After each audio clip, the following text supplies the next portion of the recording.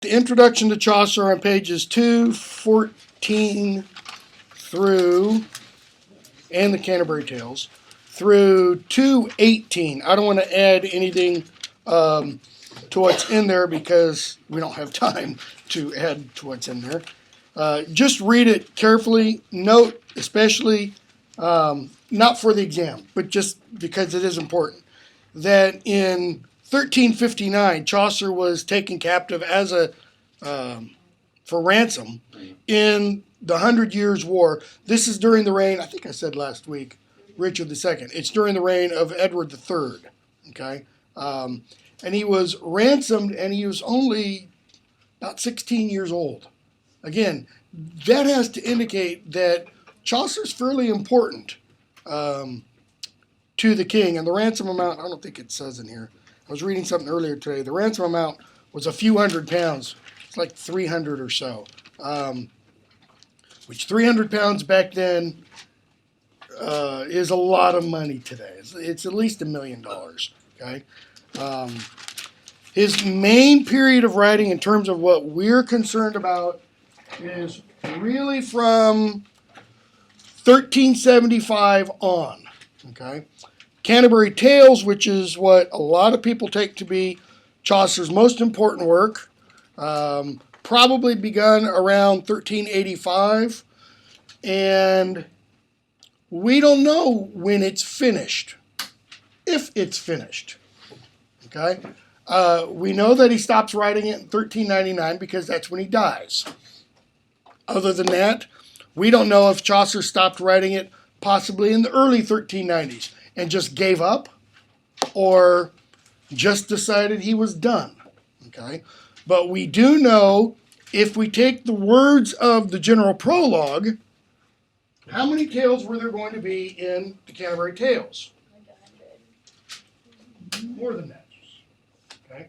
When Chaucer says in the general prologue that he arrives at the Tabard Inn, the Tabard is no longer there, but you can go to Southwark, on the outskirts of London. And again, if I were smart, I would put up a bunch of pictures and use the wonderful capabilities of this room, because you can go to Southwark Cathedral. Okay, parts of which do date back to Chaucer's time. Tabard Inn was somewhere along there. It's on the south bank of the Thames.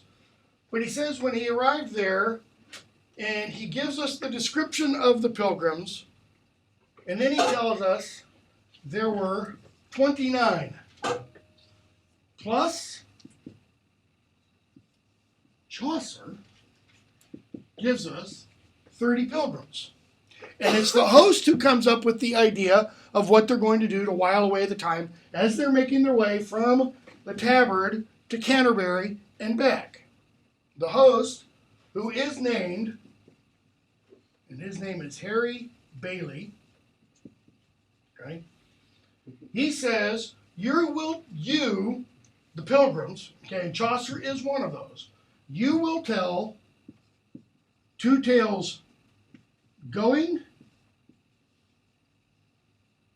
and 2 tales returning, for a total of 120 tales. Now, why does Chaucer want to do 120 tales? Because his source, or the author that influenced him greatly, Boccaccio, I can never remember if there's 2 C's here or not. Boccaccio, in his Decameron, wrote how many tales? 100. Okay? And the Decameron, I'm going to sneeze here in just a minute. Thank you. The Decameron is set by Boccaccio during the plague. Okay? And it is a story about a group of nobles who, it's set, I can't remember the city in Italy. It's set with a group of nobles who leave the city because they're trying to flee the plague. And they go off to the country, they go off to a villa, and they spend time there, and each of the nobles tells tales. And we have a total of 100 tales. And these are tales of romance and glory and aristocratic valor and all this kind of stuff. Okay? but he only has 100. So Chaucer's trying to out Boccaccio. Okay? And Boccaccio is the source for some of Chaucer's tales. For example, the Knight's Tale is based on Boccaccio's Il Filostrato. Okay? That won't come up in exam. It's just, a little background stuff. So he's trying to outdo Boccaccio. But he doesn't tell 100 tales by the time you get to the end of the Canterbury Tales. Now, my professor, when I was working on my doctorate of Chaucer, was a guy named Charlie Moorman. He wasn't in the top flight or the top rank of Chaucer scholars in the world, but he was like one level beneath. Okay, his professor, if I remember correctly, of Chaucer was George Lyman Kittredge, who was one of the top three, like the trinity of Chaucer scholars in the world in the early 1930s. Well, Charlie hung with all those guys and all this kind of stuff and did a lot of criticism, did a lot of work on Chaucer. Charlie always argued in class that the Canterbury Tales is complete. That is, contrary to what your introduction, and here we'll say, contrary to the introduction in the Bedford, the Wife of Bath, and every other edition will say, Charlie argued, Canterbury Tales is complete. And here's how he could make that argument. As the entire story unfolds, obviously we don't get the entire story, but as the entire Canterbury Tales unfolds, we hear Harry Bailey and others not only tell tales. Harry Bailey doesn't tell tales, but he kind of acts as a go-between sometimes between various pilgrims. But there's a point towards the end, actually it's a little bit before then, where he says, now we are half done. But it's not because they've reached Canterbury and they're on their way back. Okay? And then towards the end, when we get to the Parson's Tale, Harry Bailey essentially says, and I can't remember the exact words, but he says, now we have but one more to go. Okay. And they've not told 119. They've only told, it's not even 30. Okay. He's really cutting it back. Now, what Moorman argued there was that Chaucer realized there's no way on God's green earth I'm going to write 120 of these tales. Especially not 120 of the quality of the Miller's Tale, the Knight's Tale, the Wife of Bath's Tale, the kind of tales that most people read if they read Chaucer in some kind of anthology, rather than if they're taking a dedicated Chaucer course where you might read everything. Now, I said earlier, for most people, this is the greatest thing, okay? But for many scholars, they will argue it's not the Canterbury Tales, it's Troilus and Cressida. That is Chaucer's magnum opus, the best thing he ever wrote. It's complete, for one reason, okay? It has all of the elements of kind of medieval literature. It's got elements of fabliaux, it's got elements of romance, it's got elements of Breton-lais, it's got all these kinds of things that your introduction, the big introduction at the very beginning of the medieval period, discusses. Right? So, let's start with the Canterbury Tales. And we're not going to do all of the general prologue. We're going to hit some of the major characters because these are ones I want you to know for the exam. Okay? And because of what Chaucer tells us in the introduction. Look at how it begins. Juan dat April with the sure sota, the drucht of March have persa to the rota, and by the lavery vine in sweet liqueur, of which virtue engendres the fleur. One zephyrus eke with the sweeter breath, in spirit hath and every hulten hath, The tender krappus and the young son, hath in the ram is half course Iron, and smalle foolers maken melody that slepen all the nicht with open ear, so pricketh them. That first 11 lines, first 10 lines, it's all one great big long adverbial phrase. When, then. So when what? When are they beginning this pilgrimage? Spring. Why? Why not January? Because it's cold. Okay? Listen to the description here. It's when, it's like today. It's when the sun is warm, the birds are singing, the flowers are all blooming out. Okay? People want to do what? They want to get out of the house. Okay? And he tells us, what are they doing? They are seeking Thornlungen folk to go on pilgrimages, and pilgrims, to seek strange strands, beaches if you want, that's what it literally means, but lands, to foreign hallows, to foreign shrines. Okay? And what is the biggie if you're a Christian? What's the greatest pilgrimage you can make? Jerusalem. Okay? So, especially from every shire side, they go to Canterbury, the holy blissful martyr for to see. Now, who can give me in a 1-minute synopsis the story of the holy blissful martyr? Thomas of Becket. What happens? Anybody know? Archbishop of Canterbury. I highly recommend the film. Becket. Peter O'Toole and Richard Burton. Peter O'Toole? Yeah, Peter O'Toole and Richard Burton. Richard Burton plays Thomas of Becket. Peter O'Toole plays Henry II. We've already heard about him because his wife is Eleanor of Aquitaine, the one who starts the whole court of love thing. Henry II and Thomas of Becket were good friends. Okay? And the Archbishop of Canterbury dies, the original one, and Henry II comes up with the great idea, I'm going to make my best friend, Thomas of Becket, Archbishop of Canterbury. Okay? Henry and Thomas would go drinking, whoring, stealing, kind of Falstaffian characters. Okay? But he says, I'm going to make Thomas of Becket Archbishop.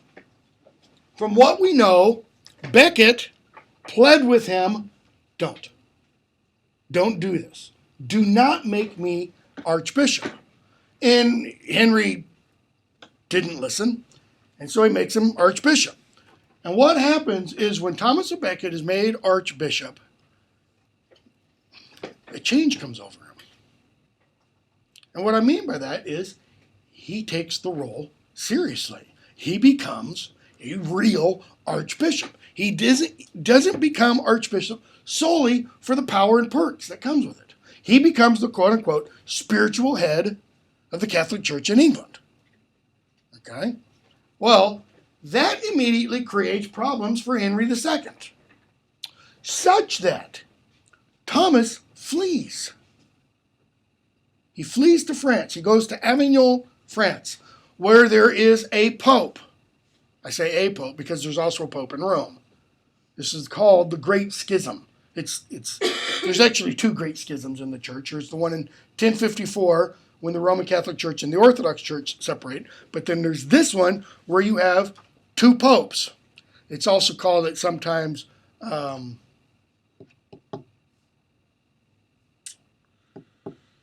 it called? I can't remember. The train of thought just completely derailed. Oh well. So you have a pope in Avignon and you have a pope in Rome. Becket goes to the pope in Avignon, and the pope says you have to go back. Okay? So Becket goes back. And, to cut the story short, one night, this is anecdotal evidence. Henry is in Rome, and he's drunk. and his guards are drunk. And according to history, the famous line that he says is, "Will no one rid me of this meddlesome priest?" And three guards, three soldiers, hop on their horses and they ride to Canterbury. And they ride to Canterbury, and Thomas has received word that they are coming. And Thomas goes to the cathedral and he stands at the altar. And these three soldiers ride to the cathedral. They burst down the doors, break open the doors, and they go in and they kill him at the altar. Now, if you go to Canterbury Cathedral today, there's the big high altar, okay, which is not where St. Thomas of Becket was killed. He was killed at another altar. And if you go to the place where St. Thomas of Becket was killed, there are three rather crappy looking swords that are made to look like crosses that are kind of put on the wall kind of like this. There's one, and then there's another one here, and then there's like another one here. Okay?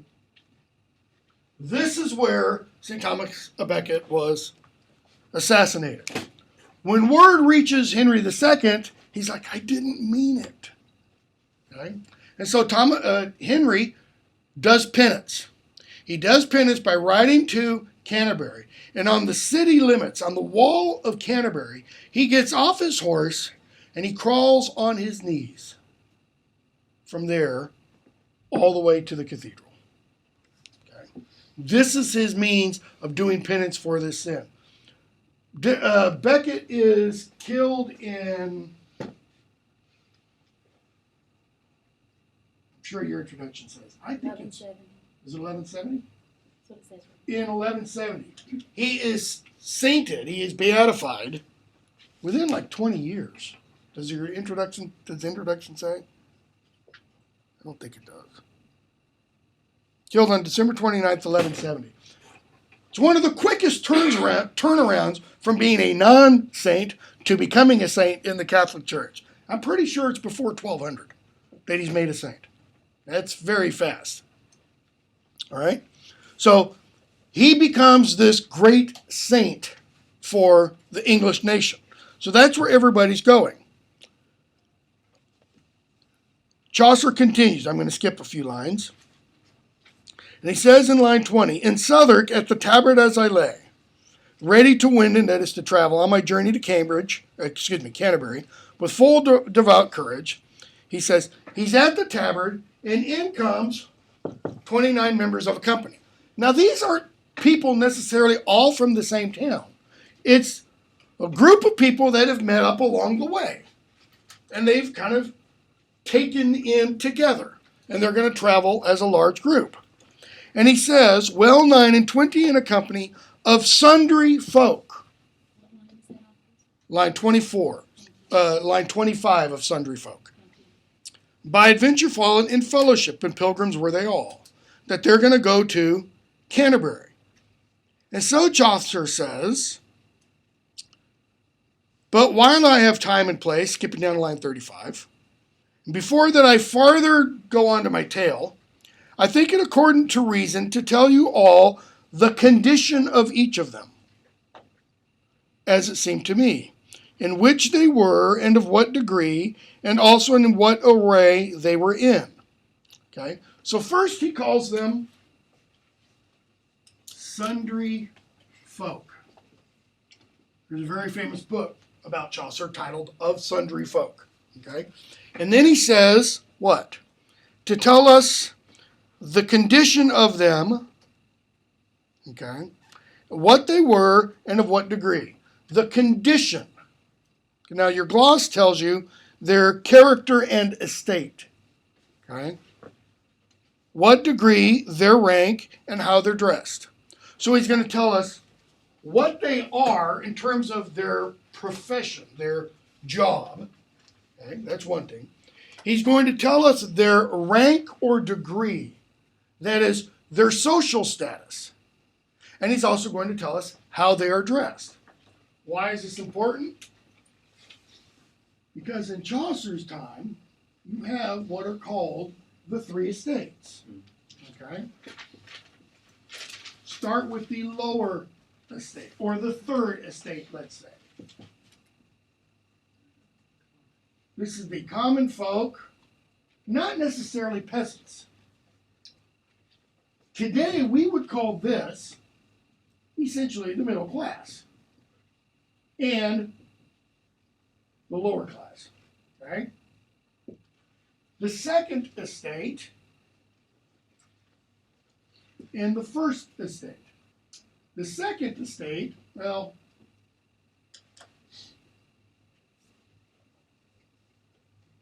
first is the church. This would be the military and the nobility. Okay? So this is the division of class. You have the members of the church, and there's quite a few members of the church, right, on this trip. We get introduced to the very first one, Madame Eglantine, the nun's prioress. And then we get several others. We get the friar, we get the monk, we get the pardoner, and the sumner, and then the priest, or the parson. Okay? Military and nobility, who do we have? The knight, his son the squire. Okay? The yeoman, he's kind of in this group. It's kind of like he's working up there. The common folk, the wife of Bath, the man of law, the shipman, the physician, the cook, the haberdasher, the dyer, the tapster. There's a whole slew of them. The merchant, okay, the miller, the reeve. This is the largest group, okay, in terms of the number of travelers that are going. Why is this significant? Because Chaucer is telling us what medieval English society looks like. And so he's going to give us a nice cross-section so that we can see how these people come across to Chaucer. Now, where is Chaucer on this? He's not one of these. He's not a noble. He's not sir. He's down here. Okay? He's down here.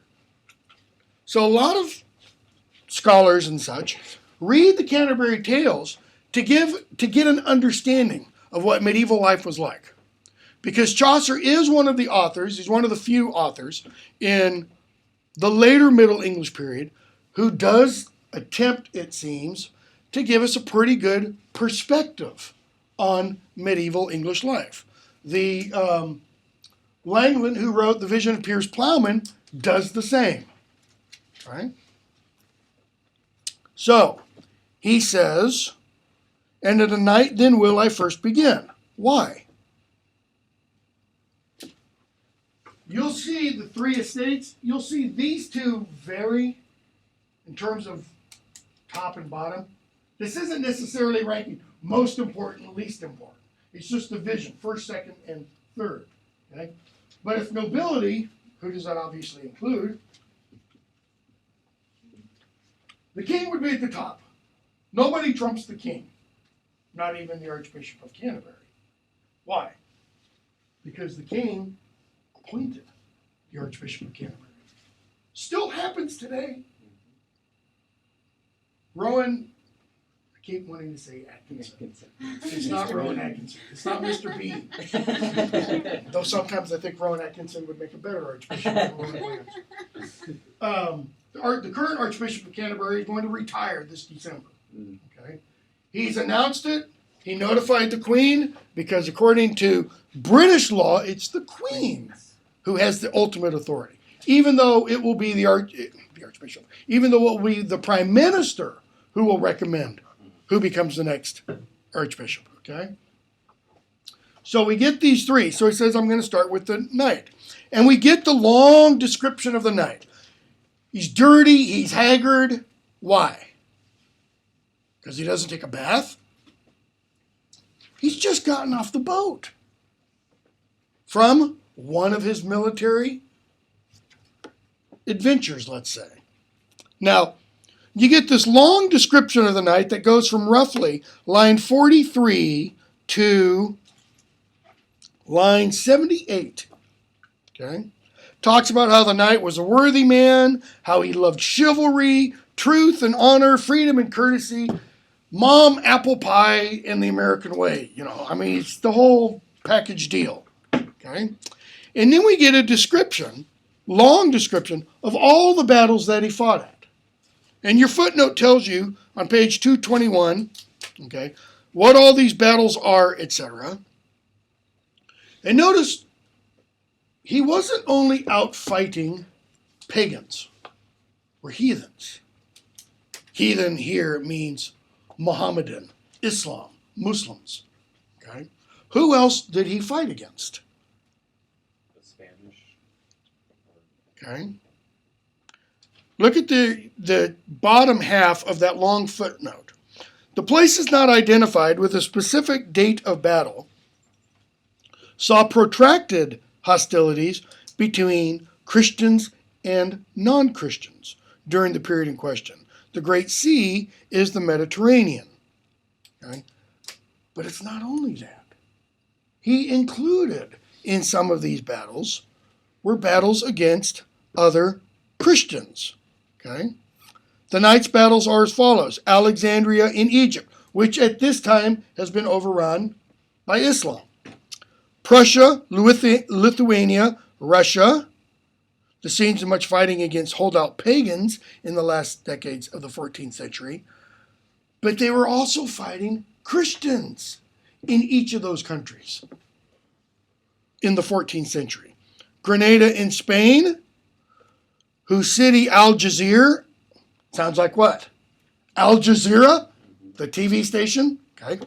Algeciras was captured in 1344. Okay. Antalya or Satli in modern Turkey. Tlemcen in modern Algeria. Balat, Palatia.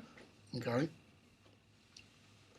The knight was also involved in battles against other Christians.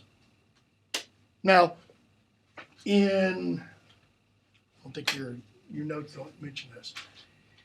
In 1977, 1980, sometime around there, a man wrote a book titled Chaucer's Knight. And in this book, he argues that what Chaucer's doing in the description of the knight is he's actually undercutting this description. That is, the description comes across as being high and noble. This is a great knight. He's perfect. He's noble. He's honorable. He's chivalrous.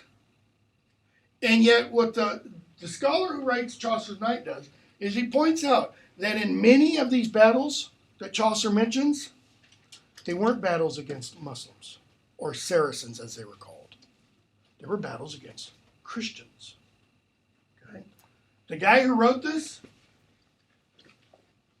see if we can recognize his name, was Terry Jones. Any of you Monty Python fans? Founding member of the Monty Python troupe. Okay? Now,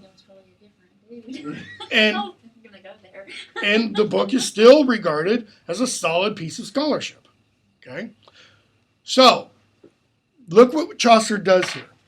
He tells us about the knight. He gives us, as he says, what he is. He's a knight. Okay? He describes his clothing, and he describes his estate. Okay?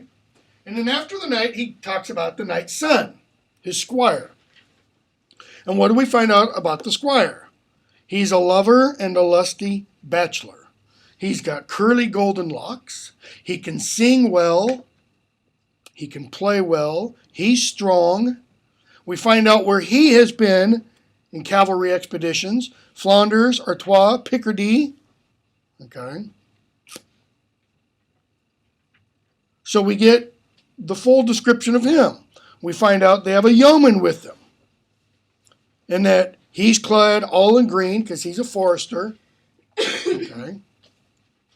He has a St. Christopher medal on his breast. He has a horn, all this kind of stuff. And then we get the nun. There was at page 222, line 118. There was a nun, a prioress, that of her smiling was full simple and coy. That is, very simple and coy. Her greatest oath was by St. Loy, and she was called Madame Eglantine. We only get 3 or 4 people named in the entire Canterbury Tales. Geoffrey Chaucer is named. Okay. Harry Bailey, the host, is named. The nun's prioress is named Madame Eglantine. The friar is named Hubert. I think it's the friar. Okay. We're told how she performs the service. Full well she sang the service divine, that is Mass, intuned in her nose full seemly. What does that mean? When she chants the Mass, she does it in a very nasal way. Think Fran Drescher. Okay? And she speaks French how? After the school of Stratford at Bow. Now, what does that mean for us? She speaks French like a Woodburyan. She doesn't speak French. It is spoken in Paris. Okay? So we get this description of her, and then what does Chaucer do? He kind of knocks her knees out from under her. But he doesn't stop there. We're told that she was taught manners so well that she let not a morsel from her lips fall. Well, I hope not, because that's kind of disgusting as she eats. Nor does she wet her fingers in her sauce deep. He's talking about eating, if you have a roll and you have it with au jus, okay, bread that you dip in sauce, she doesn't dip her fingers in her sauce and then sit there and lick her fingers off. Okay, so she's got manners. How else do we know she has manners? That she could carry a morsel and take care that no drop not did fall upon her breast, so that when she dips her food into the juice, she doesn't get a drop on her clothing. In fact, she's so fastidious about how she eats. She so wipes her lips off that if she drinks from a crystal goblet, she doesn't even leave marks on the goblet. What kind of person does this sound like? Okay. Maybe a little anal retentive? She's, I use the word fastidious about her. That there was no farthing seen of grease when she drank had her draught. Full seemly after a meat she reached, and surely she was of such great geniality and full pleasant and amiable of sport. She was held worthy of reverence, top of the next column. Okay? And she's charitable and piteous or compassionate. And guess what kind of tale she's going to tell? A tale of compassion. Okay? She has small hounds. And what does she feed them? Roasted flesh or milk or wastel bread. Look at your footnote for line 6. White bread, which in the Middle Ages is not what we think of as white bread. White bread is expensive. Why? What do you have to do to get the bread white? It's ground so finely. Okay? The common bread that most people ate was, I don't want to say chunky bread, but thank you. It's very coarse. You'd have pieces of the kernels of whatever the grain that was used as you chew. So, it's possible to break a tooth on some of the bread. Okay? And what does she feed this very expensive bread to? Her dogs. Okay? She's the nun's prioress. She's like an abbot in a monastery. What do nuns and monks swear to when they become nuns and monks? What vows do they take? Poverty, chastity, some orders, silence. Poverty.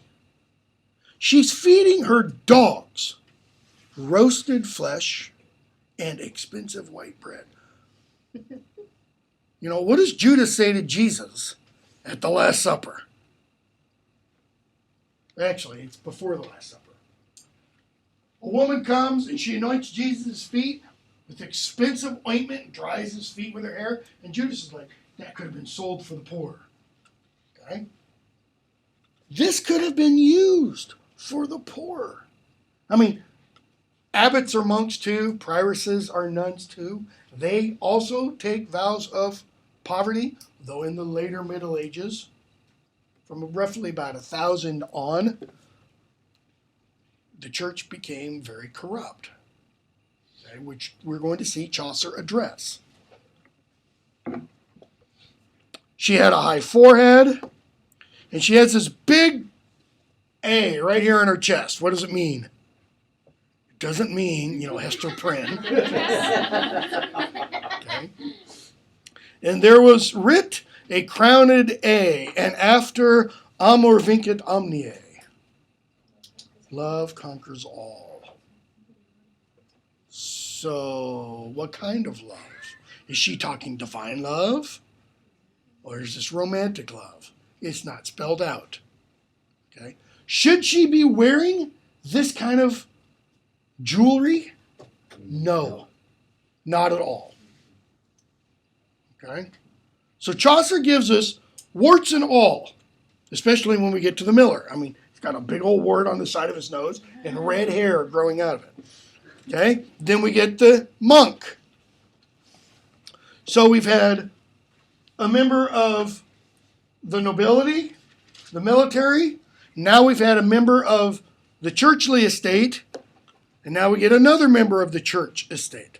A monk there was, a fair for the mastery, an outrider that loved venery. And we're told what outrider means. This is the guy who goes and checks on the land of the monastery. Okay? Leaves the cloister to take care of his monastery's business in the world at large. And we're told he loved venery, hunting. Venery has another suggested meaning, however. What's it kind of sound like? Venereal.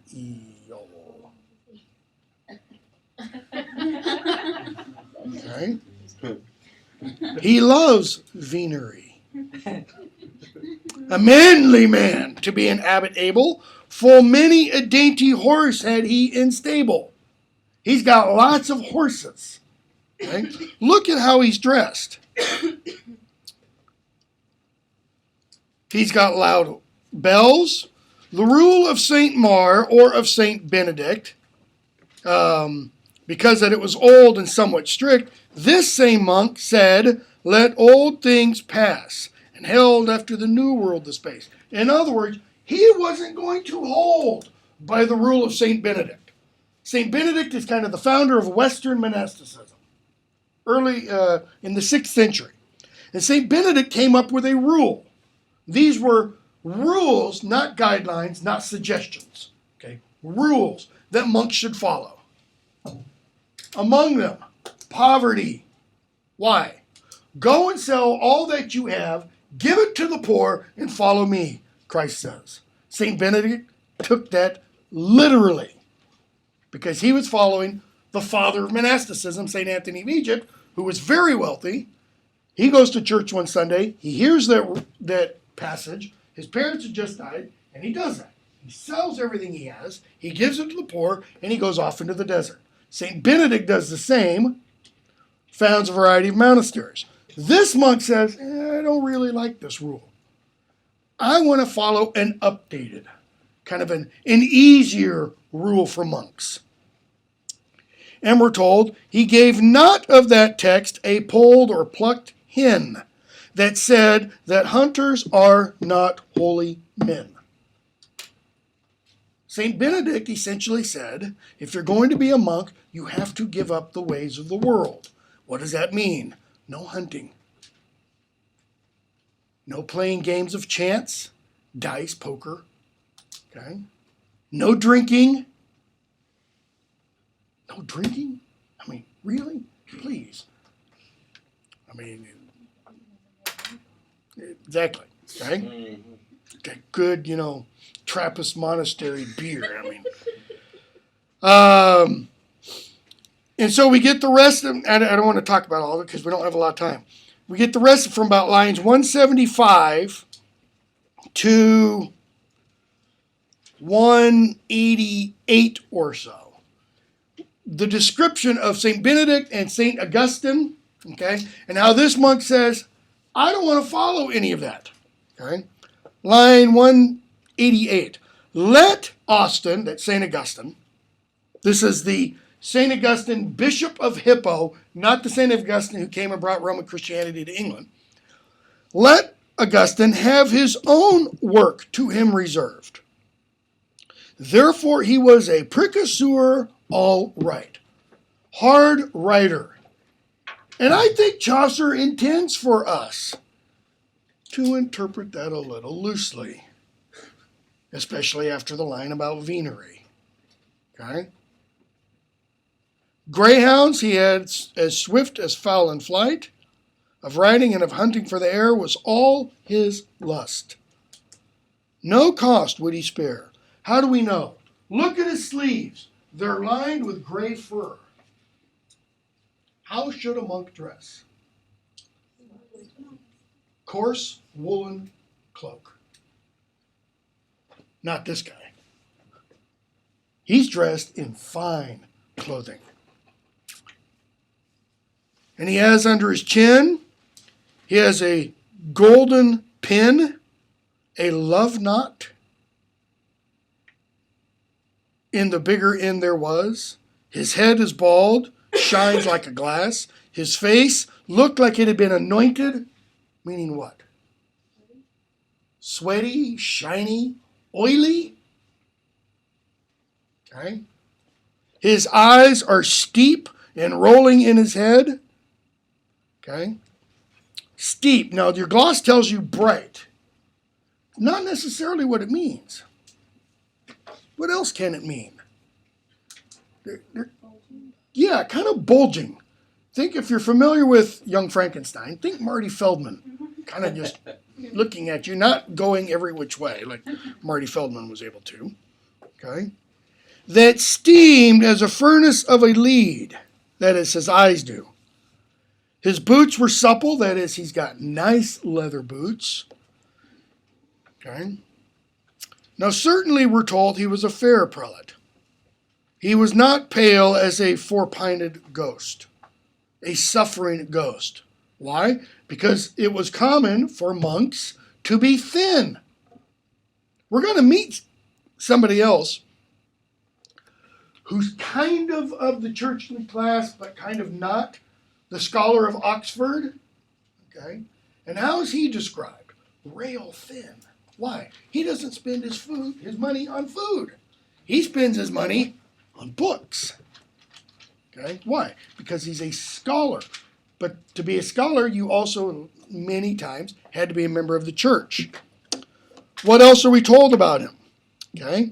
With the friar, there was a wanton and a merry, a limiteur, a full solemn man. Okay? Or that is, with the monk there was a friar. And what are we told about this friar? So this is now the third member of the religious orders. Or, if you want, of the religious estate. And what are we told about this guy? In all the orders four, there was none that knew as much as this guy did of dalliance and fair language. Now, your gloss says dalliance, fair flirtation. Yeah, it's a little bit more than that. How do we know? He had made full many a marriage of young women at his own cost. What does that mean? Say that again? Just the opposite. He paid for many young women to get married. Why? Did he knock them up or something? Yes. Oh, okay. Or, if he didn't knock them up, he at least, quote unquote, deflowered them. Have to keep in mind, in the Middle Ages, if a woman got married and if she vowed that she was a virgin and it was discovered at her marriage night that she was not a virgin, she could be immediately divorced. No consequence to the husband. Lots of consequences to her. Okay? He pays for these women to get married. In other words, it's hush money. Okay? To the new husbands. Unto his order he was a noble post. Why does Chaucer throw that in? What in the world does that mean? He was a noble pillar to his order. Well, look at the line it just follows. He paid for full many a young woman to get married. He was a noble post. Oh, to his order of nuns. No. No. What is a post? It's something that stands erect, and it's hard, and it holds things up. Oh, it's just a dick joke. To put it baldly. Okay? Yes. Okay? Chaucer is known for, and Chaucer has been banned from schools. Okay? As has Shakespeare, you know. Okay? Chaucer is using all kinds of double entendre. Why? Because he can't come out and say what kind of joke it is. It wouldn't be appropriate. He's following a rule of decorum. Well, what else are we told? Well beloved and familiar was he with franklins over all his country, and with worthy women of the town. That is, women of high standing. For he had power of confession, as said himself, more than a curate. Okay? That is, he can hear their confessions. Now you have to understand what goes along with confession. Anybody here Catholic? Okay. Okay. If you go to confession, the priest says the prayer of absolution, that is, the priest can absolve you of your sins, and then often what comes along with that? Penance. You have to do something that essentially proves your contrition. But you He- have to Exactly, it's not yeah. the act of absolution, but you have to respond with the act of contrition, It- otherwise it doesn't mean jack all to anyone. Yes and no. Okay. In the Middle Ages, I say yes, no. We're going to talk about some of this in a moment because indulgences are going to be brought up. Okay. He had power of confession, for of his order he was licensed, and full, we're told, sweetly he heard confession, and pleasant was his absolution. He was an easy man to give penance, thereas he knew to have a good pittance. In other words, people were able to buy absolution from him. Because he holds the power of absolution, which keep in mind, if you're devout, what does that mean? He holds the power of keeping your soul from going to hell. What do you need, a 5, 10, 20, 100? Okay. Because we're told he knew where to get a good donation. For unto a poor order for to give is sign that man is well shriven. That is, if you give your donation to an order of the church that is known for being poor, that's a good sign that you really are truly contrite. That's what Chaucer is saying there. Okay? For if he gave, he dares make advance or asserts, he knows that a man was repentant. For many a man is hard of his heart, and he may not weep, although interiorly he really is sorry for what he's done. Therefore, instead of weeping and prayers, men may give silver to the poor friars. To prove that you're really sorry for what you've done, you write them a check. So does that mean the richest parishes are the most sinners, or the ones that would just admit they were sinning? What do you think Chaucer is suggesting here? Or why does he include this? Well, everything he said about the church so far is just pointing to the fact that it's completely corrupt at this point. Exactly. He's talking about these individuals and he's saying, look, they hold up this standard, Madame Eglantine. She's compassionate. She feels pity for the poor, etc. And yet, she feeds white bread and roasted meat to her dogs, and she has this big golden A on her chest. Okay?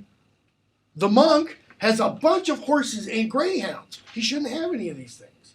Okay? The friar may be knocking up women throughout the neighborhood, paying for them to get married, but expects a huge donation in order to give absolution. It's not a very positive portrait of the church so far. Okay? And in the 1380s and 90s, we know there was all kinds of corruption. Okay? Read the introduction to the medieval section, and it mentions, pretty sure it does, the Lollards. Okay? Which were a group of people who wanted to purify the church. Okay? John Wycliffe is around in this period, who translates the Bible into English. Had never been in English at that time. So what else? His tippet, that is his hat, was full of knives, not hat, his bag, and pins for to give young wives. So young wives come for confession, and he has little trinkets to give them.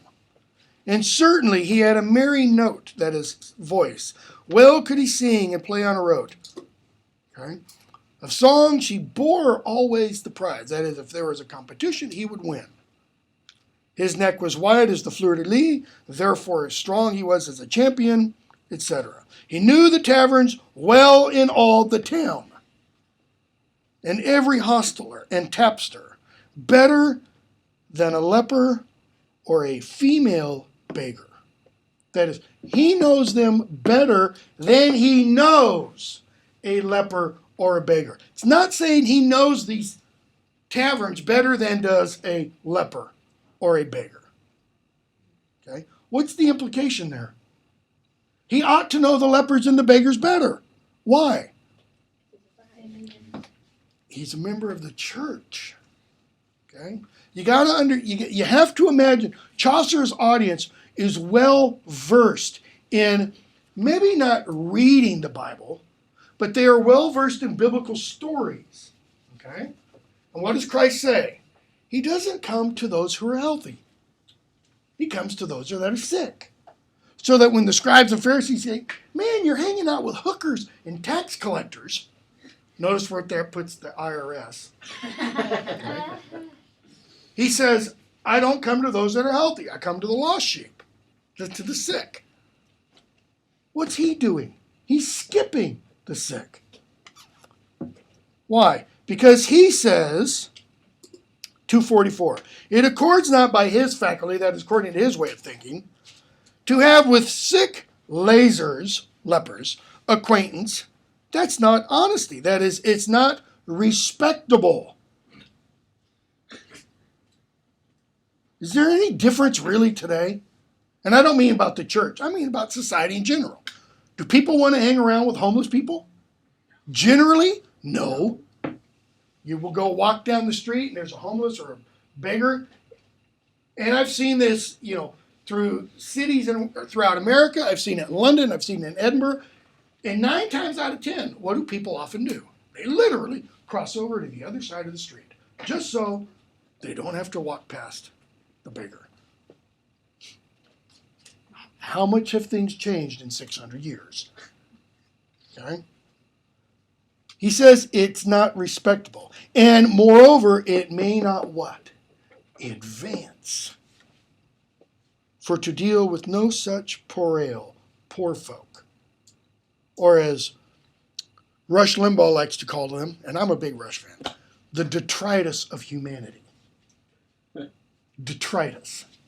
Okay?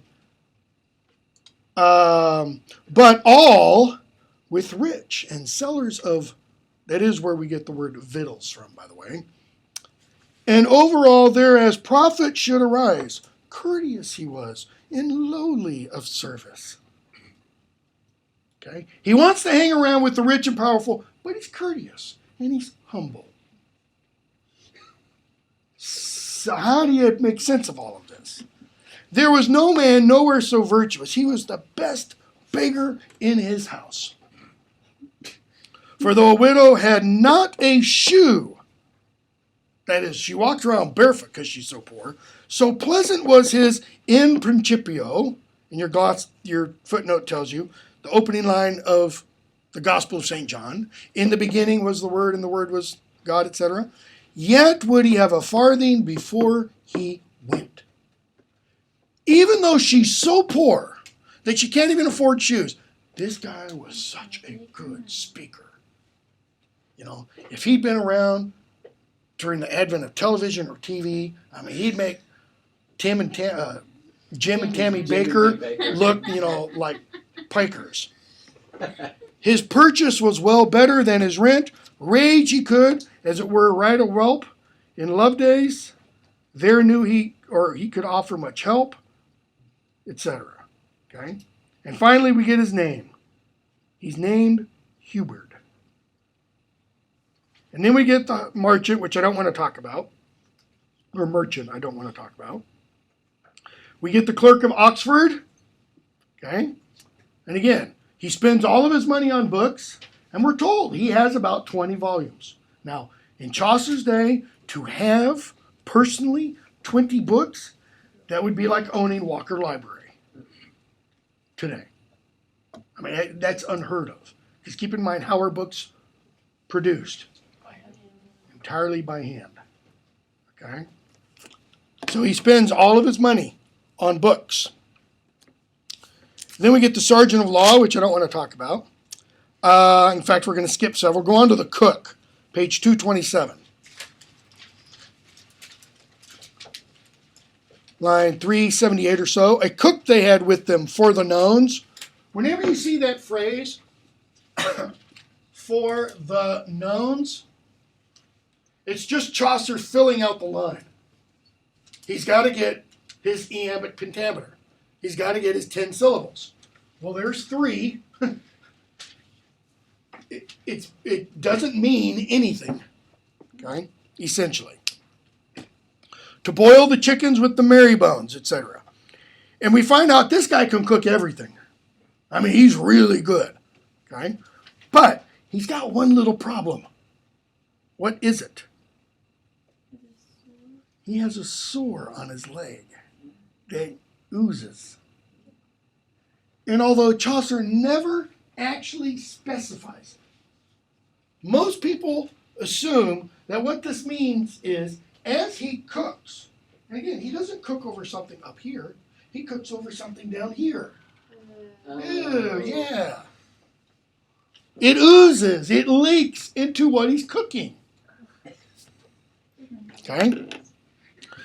We're going to skip some more again and go on to the wife of Bath. Page 228, about line 445. Because I've really got to zip through the rest of these. A good wife was there beside Bath, but she was some dull deaf, and that was scathe. That is, and that's a shame. She can't hear very well. 228. Of cloth making she had such a haunt, that is skill, that she passed those of Ypres and of Gaunt. She is a better cloth maker than those of Flemish cloth making. In Flemish cloth, Flemish tapestries were the best in the world, in the Western world, let's say, at this time. So she's really good at making cloth. In all the parish, there was no wife that to the offering before her should go. Okay? That is, in the Eucharistic services, gifts are brought to the altar during the offering, or the offertory. So what does that mean? During the service, if another woman tried to get up in front of her, not a smart thing to do. Okay? And if there did, certain so wroth was she that she was out of all charity. Now, keep in your gloss tells you, in Eucharistic services. These are services when the communion is going to be served. When you get ready to take communion, you're not supposed to have any problems with anybody else. You're supposed to be at peace with everyone. And if some woman cuts her off, we're told, she is full of wrath. Okay? Kind of undoes the whole Eucharistic service. Because keep in mind, what does Eucharist mean? Thanks. Giving is what it means. Kind of hard to be full of thanks when you're really pissed off at somebody. We're told her coverchiefs, that is the kerchiefs that she wears, are full of ground, and she wears so many that they weighed 10 pounds. That on a Sunday were on her head. So she does as St. Paul says, women should not go into a service with an uncovered head. So she doesn't just put on like one little kerchief. She puts on 10 pounds of cloth. In other words, if one is good, 10 pounds worth must be even better. Showing what? Pride. Great pride. Her hose were a fine scarlet red, straight tied, shoes moist and new, that is very supple leather. Most people's shoes, Chaucer's day, would be hard leather, that is, they wouldn't be very supple, they wouldn't move with your foot, apt to get blisters, things like that. Bold was her face. It doesn't mean bold. What does it mean to have a bold face? It means broad was her face. Okay? And fair and red of hue. Red of hue doesn't mean she has a nice rosy glow. What's it mean? Yeah. She was a worthy woman. Husbands at church door, she had 5. That means she's married 5 men. It doesn't mean simultaneously. Okay? These are in succession. Without an other company in youth. And that means she's married 5 men, but we're not even going to talk about all the other men she had before she got married. So what does that tell us about her? No, it doesn't mean she's a hoe. Well, she didn't get paid for it, so that's actually, less ambitious there. She's experienced. She's experienced. Yeah. Okay? Been around a few blocks. Okay, you have to understand, again, because our society and culture is so radically different from Chaucer's. And even our experience, those of you who are Christians, our experience of Christianity is so radically different. In Chaucer's day, the expectation was you get married, and if your spouse dies, it was permissible to remarry. But really, if that spouse dies, suck it up and be single for the rest of your life. And that means suck it up and be single and be celibate for the rest of your life. Okay? And yet, what does she do? Gets married again and again. She gets married again and again and again and again and again. 5 times. Okay? Now, the medieval Catholic Church essentially taught marriage is for one reason. Procreation. You got to keep the species going. Otherwise, we die out. It also taught, and this is because of St. Augustine, it also taught the sex act was in and of itself sinful. Okay? It was sinful. You were not to enjoy sex. It's kind of like, well, then why did God make it so enjoyable? Okay? Doesn't matter.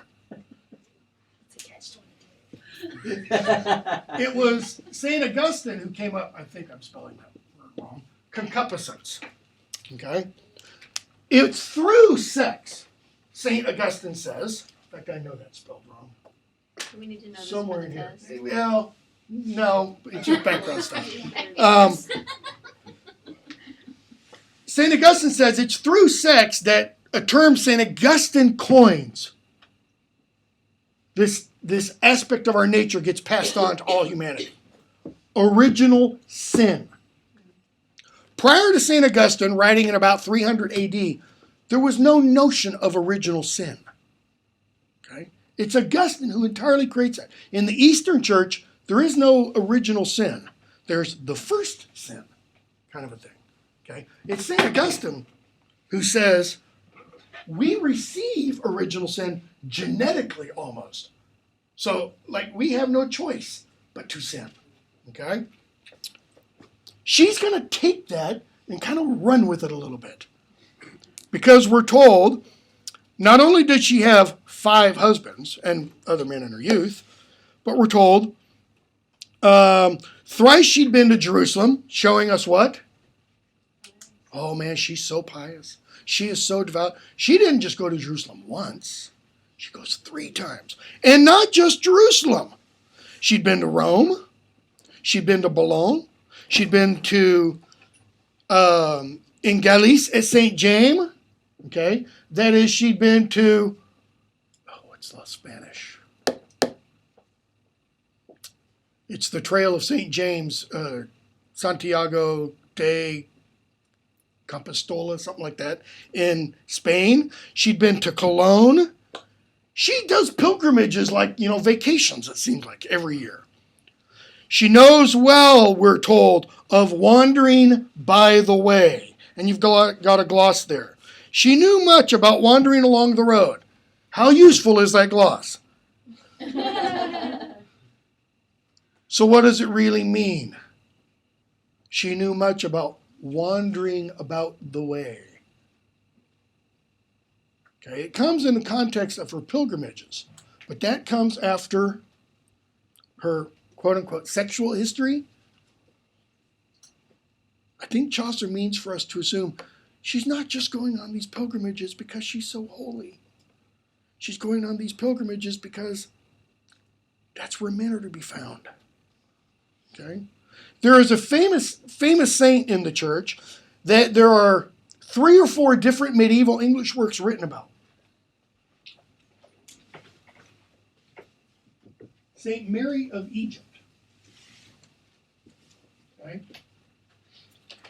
And Saint Mary of Egypt, before she becomes Saint Mary of Egypt, she's just Mary the I want to have a good time gal. Okay? Because Mary was a whore. And I mean that in every sense of the word. She lived for sexual pleasure, according to the life of St. Mary of Egypt. Okay? In fact, she lived so much for sexual pleasure, she leaves Alexandria, Egypt, on a boat with a bunch of Christians who are going to Jerusalem for a pilgrimage. And she goes with them for the sole reason of sleeping with as many guys on the boat as she can. And she doesn't even do it for pay. It's just pure pleasure. She gets to Jerusalem. She goes to the church of,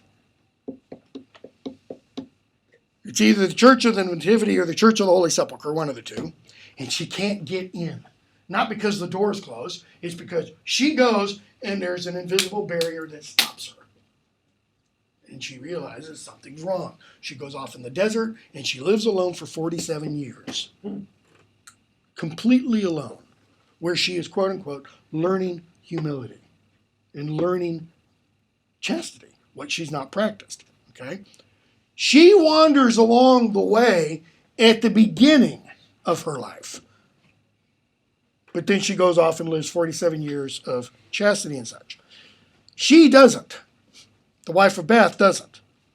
Okay? Because right after the line about she knew much of wandering by the way, what's the very next line? She's gap-toothed. Well, they didn't have orthodontists then. It's not her fault. That's not why Chaucer includes that. It's a sexuality reference, isn't it? Gap between these 2 teeth means you are sexually licentious. If it moves, you'll sleep with it. Okay? Maybe not quite that bad, okay? But she is. Okay? She was, we're told, wimpled well, line 470. That is, she's wearing a wimple like a nun. Okay? Like the fat, ugly, bulging, broad one in Sir Gawain and the Green Knight that goes next to the beautiful one. Okay? What's a wimple? It's like a nun's habit. And on her head, she wears a hat as broad as a buckler, etc. Okay? She's got a mantle about her large hips, and on her feet she's got a pair of spurs. She's riding on a horse, obviously. In fellowship, well could she laugh and joke of remedies of love she knew perchance. Remedies of love she knew perchance, for she knew of that art the old dance. In other words, she knows how the game is played. I don't know. Maybe she's the knight's lady from the castle that Sir Gawain says, I'm kidding there, when Sir Gawain says, me teach you about love, you who know more than 100 more men like me. Okay? So we've had several religious people spoken about. We've had a knight, so we've had the nobility, and we've had a few commoners. Then we get the parson.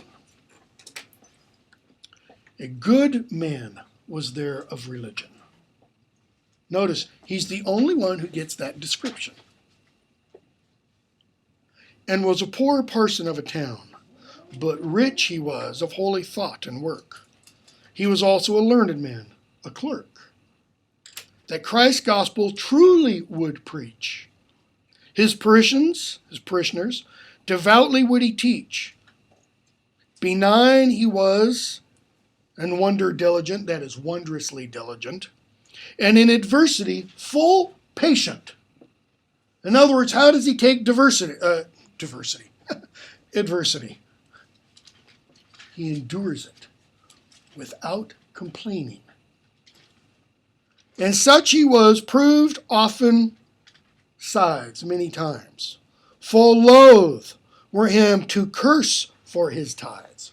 That is, it was beneath him to curse people, to swear at, and I don't mean, God damn you, that kind of cursing. I mean, like in a sermon, to threaten his parishioners with eternal damnation, unless they bucked up their tithe a little bit. Okay? But rather would he give out of doubt unto his poor parishioners about of his offering and of his substance. Okay? So here's a guy who, rather than try to talk an old woman who doesn't even have a pair of shoes out of her last farthing, what does he do? He gives her his farthings. Okay? He gives her his monies that he takes in. Because keep in mind, how does the priest live? By the people's tithes. Okay? We're told he knows in little things to have sufficiency. In other words, to get by with as little as possible. Or as Thoreau puts it, simplify, simplify.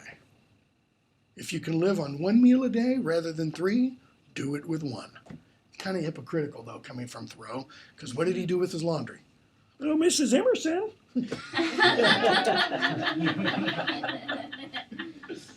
Didn't do his own laundry. Shipped it off. Yep. Yeah. Okay. Wide was his parish. Houses were far away from each other. But he never, notice the language here. He not left not for rain nor thunder. Triple negatives. Yes. Chaucer would take those school rules from grammar school and throw them out the window. Okay. Neither for rain nor thunder, in sickness nor in mischief, would he keep from visiting the farthest in his parish, both great and little. That is, the farthest ones away who are really powerful and prestigious and have lots of money, and the hole in the wall, the poorest person in his parish. If it was raining and thundering, that would not keep him from visiting the poorest people in his parish. Upon his feet and his hand, he kept a staff. This noble example to his sheep he gave, that first he wrought and afterward he taught. What does that mean? He lived by example. He was the quintessential, what I would say, true leader. Lead by example. Rather than, don't do what I do, but do what I say. He did what he said so that people could learn that way. Out of the gospel, he these words caught. And this figure, that is this figure of speech, he added thereto, that if gold should rust, what shall iron do? Okay. He's the gold. He's the priest. He should be perfect. If he's not perfect, how can he expect his parishioners, who are mere iron, to not rust? Pretty good example. And shame it is, if a priest take care, a shitten shepherd and a clean sheep. It'd be pretty bad if his parishioners were clean without sin. I don't mean perfectly, obviously. And he was covered in shit. His language, not mine. Okay? Well ought a priest. Okay, now notice who's speaking here. This is Chaucer. Okay? This isn't Chaucer quoting the priest. Well ought a priest example for to give by his cleanness how that his sheep should live. Well, what about the nuns priors? What about the monk? What about the friar? What about later on, the summoner and the pardoner? He is the only one of all the religious members of this pilgrimage that Chaucer holds up for respect, or that Chaucer holds up for praise. All of the others, Chaucer undercuts their descriptions. He might say, yes, they've got great manners, they've got great nobility, but he always does something or says something that cuts them underneath. Okay? He set not his benefice to hire, and let his sheep encumbered in the mire. That is, as was practiced in that day. He did not rent out his benefice, his office, so that he could then go live in London. Okay? And let some guy who doesn't know anything about the gospel be the priest. Okay? To seek a chantry for souls, or with a brotherhood to be withheld. But he dwelled at home and kept well his fold, so that the wolf did not make it miscarry. He was a shepherd and not a mercenary. In other words, he didn't do it for the money. And though he wholly were and virtuous, he was not to sinful men dispiteous, that is scornful. He doesn't say to the sinful men, you're going to rot in hell. You deserve to die. Nor of his speech was he dangerous, nor haughty, but in his teaching he was discreet and benign. So how does he try to win people over? Or how does he try to convert, to change people's behavior? Gently, subtly, by his own actions and behaviors.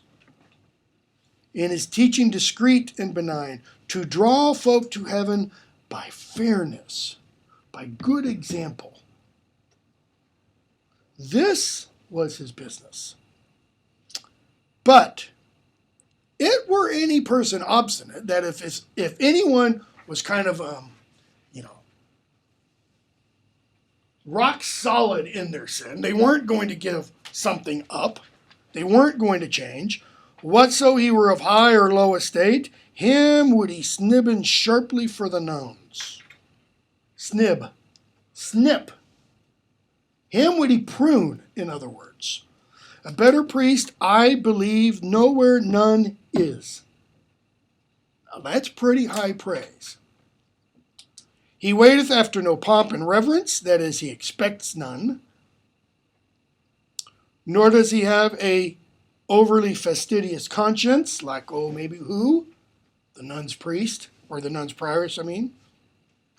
But Christ's lore and his apostles 12 he taught, but first he followed it himself. Okay? That and the one right after are the two most positive portrayals Chaucer gives us in all of the general prologue. And the two guys are brothers. One is the lowest of his estate, a poor country parson, okay? And the other is the lowest of this estate. Because what does his brother do? He's a plowman. He plows the fields. But what else does his brother do? With him there was a plowman, was his brother, that had hauled of dung full many a load. A true swinkera, worker, and a good one was he, living in peace and perfect charity. What is charity? Love. He lives in perfect love with all people. God loved he best with his whole heart at all times, though he gamed or smart, that is, though he went lame or limp, or though he was somehow in pain, and then his neighbor right as himself. In other words, what has he just done? Someone comes up to Christ and says, "Good master, what must I do to be saved?" Christ says, "Do this and this and this." Okay? And then Pharisees come to him and say, what's the most important of the law and the prophets? And Jesus says, two things. Love God with all your heart, soul, mind, and strength, and your neighbor as yourself. That's it. He sums up all of the Old Testament right there. Okay? And that's what this guy does.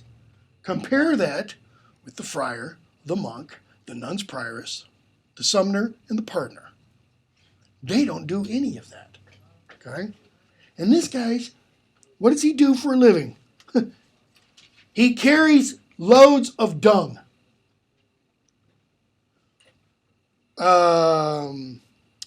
He would thresh and there to dig and delve for Christ's sake for every poor wight, withouten hire, if it lay in his mind.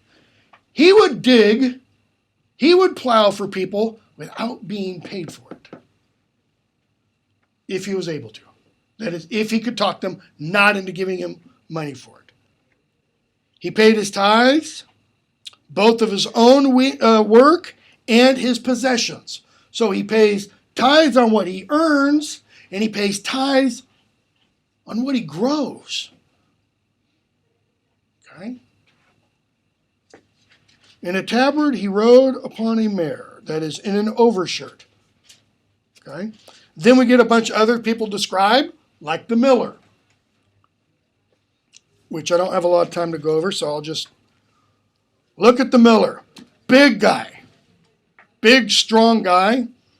Okay? We're told he's good at wrestling. We're told his beard, as any sow or fox, was red and stood as though it were a spade. He's got one of these beards that, kind of comes like this. It's a great, big, massive thing. He's got a big old wart on his nose, and out of that wart are red bristles. Okay? And how does he treat people when they are coming to have their grain milled? He cheats them. Because when he mills their grain, and he puts it on the scale, and he puts the weights on the other side, he weighs it down with his thumb to make it look like there's more grain than is actually there. Why? Because he skims some off the top. They have an idea of how much grain they should have, weight-wise. Okay? So what he does is he doesn't put all of their grain in the sack. He keeps some aside, and then he holds the scales down to make it look like they've got what they should have.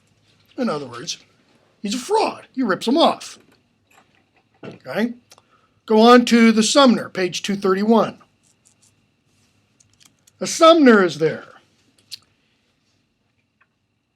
He has a fire-red, cherub-like face. For sauce flame he was with eyes narrow.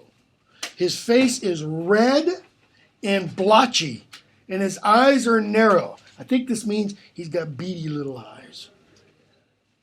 As hot he was, and lecherous as a sparrow. His brows are black, but we're told that they're scaled. What does that really mean? his eyebrows are missing portions. Like it's not all there. Like he goes like this, and he pulls a bunch of it out. Okay? Of his visage, children were afeared. Well, he probably would be too. There was not quicksilver, letarge, nor brimstone, boris, cerise, nor oil of tartar, none, nor ointment that would cleanse and bite, that him might help of the whelks white. Whelks, your gloss just tells you blemishes. Probably more like blisters or sores on his face. And all of the medicines that are mentioned there, okay, unsuccessful remedies are mercury, lead monoxide, etc., etc., and your gloss doesn't tell you what they're for or what they commonly were used for in Chaucer's day. Syphilis is what they were commonly used for. Okay? And we're told what he is especially good at. Okay, keep in mind, he is a Sumner. And we're told, line 620...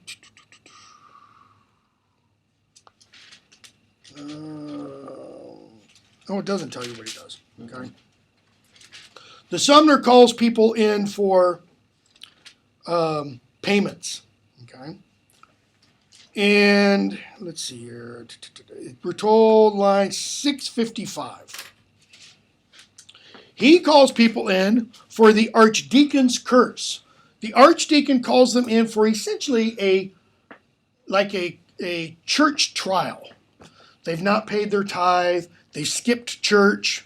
Chaucer's day, church was compulsory. Okay? You didn't show up for church, get a knock on the door. You didn't pay your tithe, you could be thrown in jail. Okay? And so it was his job to summon people to the archdeacon and such. Okay? With him is a partner. Now, if you've seen A Knight's Tale, these are the two guys who lured Geoffrey Chaucer away into his gambling habits. Okay? With him, there's a partner. What does the partner do? What is his job? He pardons people. Or he sells pardons. Well, how does he do that? What does he have in his bag of tricks? Pig's bones that are supposed to be relics. The bones of saints. Okay, you have to understand the mind of the church here. The mind of the church is, if someone is a saint, they have received grace from God. And that grace transforms them. And that grace flows through them. And it flows through their clothes, their hair. So even after they're died, even after they're died, okay, those things that they owned can be vehicles of grace that can be used for healing and such. Okay? But what we have here is a fraud. Someone who sells pig's bones, or who has a pillowcase and says it was Mary's veil. But notice, this guy's good at what he does. He can go into the poorest parish and do what? Get everybody to buy his wares. Okay?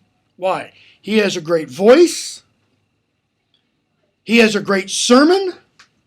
I usually do the Pardoner's Tale rather than the Wife of Bath's Tale, but I thought I'd change it up a little bit different. It's a lot shorter for one thing. Okay? Okay, we'll stop those. And then Chaucer says, line 714.